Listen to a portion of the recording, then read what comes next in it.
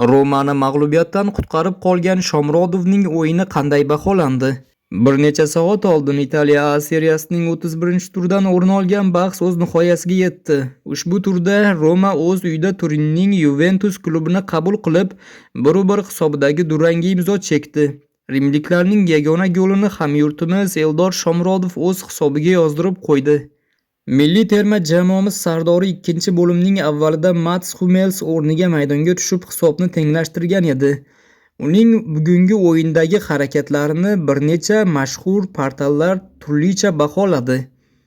SofaScore hamyurtimizning turinliklarga qarshi bahsini 7,2 ballga loyiq ko'rgan bo'lsa, FotMob portali futbolchimizga 7,3 ball qo'ydi.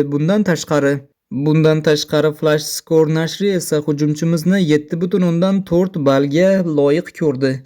Eslatib o'tamiz, Roma navbatdagi uchrashuvini Lazioga qarshi o'tkazadi. Ushbu bellashuv esa 13-aprel kuni Toshkent vaqti bilan soat 23:45 da start oladi. Shomurodov Yuventusga qarshi gol urish yaxshi, ammo ikkita bo'lganida ajoyib bo'lar edi.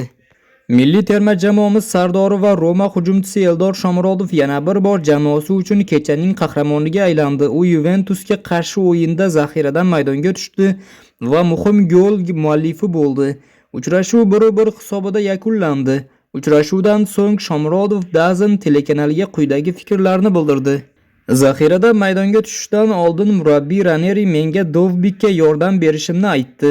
Ikkinchi taym yaxshi boshlandi. Afsuski g'alaba qozona olmadik. Biz ikkinchi golni urish imkoniga ega edik.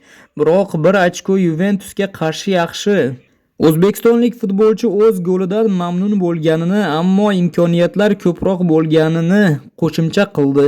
Xursandman albatta, ammo agar dubl qila olganimda bu yanada yaxshi bo'lardi. Eldor shuningdek, kelayotgan derbi haqida ham gapirdi. Biz yaxshi tayyorgarlik ko'rishimiz kerak va biz bu vaqtgacha nimani uddalagan bo'lsak, shuni davom ettirishimiz lozim. Muhimi muxlislarni xursand qilish, deya o'z fikrlarini o'rtoqlashdi terma jamoamizning yetakchi futbolchisi. Ma'lumot o'rnida 29 yoshli forvard joriy mavsum rimliklar safida 30 ta uchrashuvda maydonga tushib 6 ta gol va 3 ta golli uzatma muallifiga aylandi.